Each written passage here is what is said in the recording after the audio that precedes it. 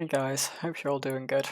My announcements seem to get fairly positive reactions, so I'm going to make this video about raid awareness because it's a topic I'm very interested in. I can talk about this for hours to be honest, but hopefully going to keep this video short and provide some useful tips that you guys can hopefully take on board to improve going forward into Shadowlands. I think improving raid awareness in general is the best way we can improve ourselves as a raid team. Majority of wipes are down to failing mechanically rather than simply not having the output required. And it's pretty common to find that someone can do average DPS. Pretty much everyone in the guild can do above average DPS. And there are guides out there on your class Discord and sims and everything like that to optimize your damage. While doing exceptional DPS, passing consistently orange kind of thing is pretty rare. I'd take someone that does above average DPS and performs mechanics well every single time over someone that prioritizes their DPS over doing mechanics.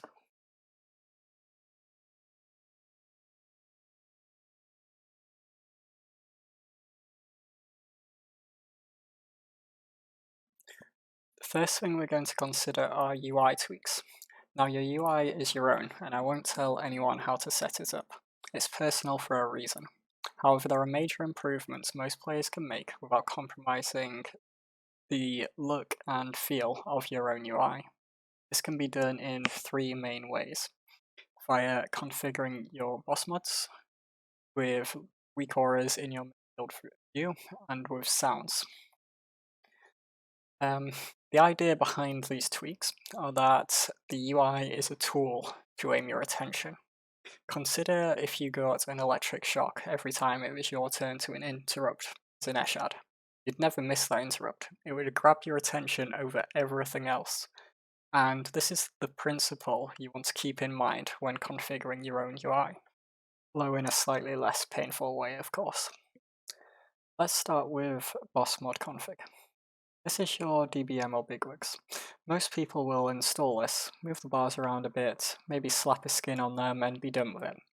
Out of the box, these boss mods have everything turned on. This might be really useful for someone like me who's raid leading, but it really isn't useful at all for you guys. It means on a typical fight, such as ends off for example, as you can see on my screen here, you'll just have 5-6 abilities ticking down all at once, and it's difficult to process.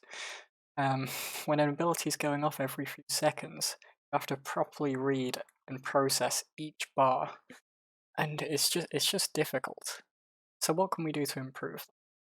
I'd strongly recommend, either before a single pull on a boss or after a few pulls, just going through the abilities in your boss mod, turning off what you don't need to see. So always turn it back on later if you find that you're struggling with that mechanic. But you will find it makes the timers that you leave there so much easier to process and prepare for. It makes it easier for you to follow a preset raid plan, which is something we'll talk a little bit later in part 3 of this video. The example you see me doing here is what I'd have done if I was playing a ranged DPS on Hivemind. The only thing I would care about on that fight are the rollies and the Echoing Void. There's no need for me to have 5 or 6 other abilities ticking down in an important part of my screen, especially when I'm not even reacting to them. Echoing Void is also an important ability because it has a fair bit of movement. It will require me to spread and then move immediately afterwards to avoid getting silenced. So I'm going to go into it and add a countdown. This will allow me to properly prepare my cast sequence, allowing me to maximize my damage while I'm performing this mechanic. Rollies are dangerous, but I'm not going to change anything there. I just want the timer, because I know my raid leader is going to be calling out to watch for them and that kind of thing. Now let's talk about weak auras. If a mechanic, such as a debuff that requires you to stack or move away from other people, is deadly, then it should take a separate part of your UI. Weak aura packs are typically terrible for this. They group every mechanic up and don't differentiate between the dangerous ones. This leads to your brain just filtering all of them out, because some of them are just there for the entire fight and not providing much useful information. An example of this could be on Shadhar. There's a lot of mechanics that you really just don't care about. So I'm going to show you just me creating a quick Shadhar weak aura for something. So a Shadhar fight, from the point of view as a DPS, you want to be watching your feet pretty much the entirety of phase 1. You don't want to have to worry about anything else. But there is another mechanic coming in, it's the fixate. Now there's 20 people in the raid, it's only going to be targeted on you 5% of the time. So you don't want Bigwig's time accounting fixate down. All you want to do is know when fixate is on you specifically. So what you can do is you can grab the spell ID from Warcraft logs, and you can just create a massive icon in the center of your screen specifically for this mechanic. Once you have this icon in the center of your screen, then you can simply turn it off in your boss mods and spend the entire fight watching your feet, making sure you don't stand in it. As you can see, weak auras allows you to give a specific spell ID, which is taken from the logs as a debuff for your icons.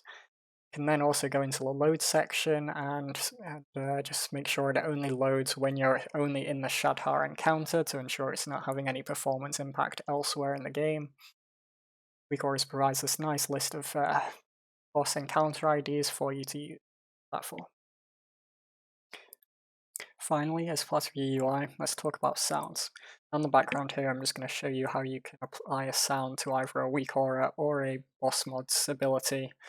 The reason you'd want to do this is that responding to a sound is much faster than reading a boss bar and reacting to it.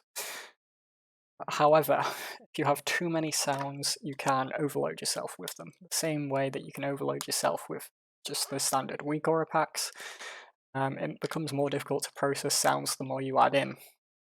So I'd recommend just creating a single sound for a single important boss ability that you need to react to fast. For example, Carapace Infinite Darkness ends off Anguish.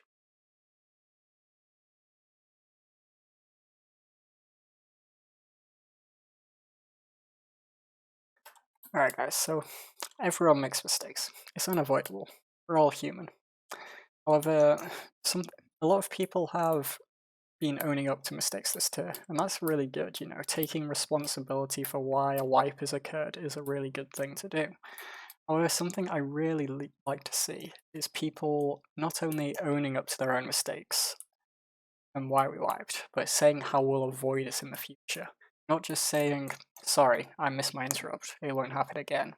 Something like, sorry, I missed my interrupt, I've added a sound cue to it so it won't happen again. These are the wipes that we learn from, the ones I don't mind happening. Mindless wipes where someone just didn't move in time or missed an interrupt is frustrating, because if you don't do something to avoid it happening again in the future, it just feels like RNG when it comes around your time to do that mechanic on the next pull. Like, we don't know that you've learned from your mistake at that point. You know, sometimes it genuinely wasn't your fault you died. That doesn't mean you can't discuss how to avoid it in the future. Whether it's something you need to do personally, such as moving a defensive cooldown, or something is happening at a raid-wide level, such as changing how we handle a mechanic or adding a raid cooldown to that ability, it's always worth it to discuss. Don't just accept the fact that everyone makes mistakes and that's why we wiped. Try to be the best you can. Try to make changes, whether it's changes to your UI, changes to raid plan, changes to your positioning, or changes on a more raid level. Talk about these changes. Make these mistakes virtually impossible.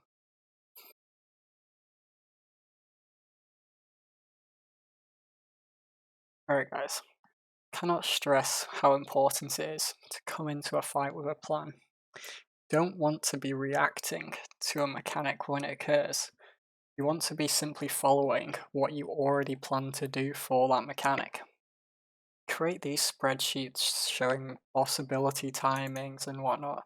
This is something we're going to try to be better at in Shadowlands, and we want you to be utilizing the resources that we provide you to be able to make your own plan. Plan your personal defensives. Plan when you are going to use your offensive cooldowns. plan how you are dealing with certain mechanics. Examples being on ends off, the evoke anguish mechanic. You know when it's coming. We've given you exact timings and what the raid as a whole is doing, where you need to be standing for it, what raid cooldowns we're using. So have a plan on what mobility you're going to use to get to that position. Know what you're going to cast before and during evoke to maximizing your DPS while you are moving to your pool dropping position. You're going to survive way more pulls and do way more damage going into phase 2 with a plan saying, I'm going to cast these 3 spells, then I'm going to start moving. While I'm moving, I'm going to use my instant cast, and I'm also going to use this personal damage reduction. For each of the 4 evokes, than the guy which just says, oh shit, evoke's coming in, I better stop casting and move to my position now. You know exactly what we have damage rate reduction for. We've got them in particular on Ensof, we have damage reductions on the first 3 evoke anguishes. We have a throughput on the 4th, but not a damage reduction. So holding a personal damage reduction for evoke number 4 could contribute a lot to you surviving that specific mechanic. These are all things that you really should be thinking about during harder bosses, and we're going to try and provide a lot better resources for you to do this during Shadowlands. This is kind of the last thing I had to say today. I hope it's been useful. As I said at the start, I could genuinely talk about this topic for hours. But if anyone does want to talk about it further, feel free to drop me a message. But yeah, that's it for today. Hope you enjoyed it, or hope you learned something from it. I guess it wasn't too enjoyable, but I'll see you guys later.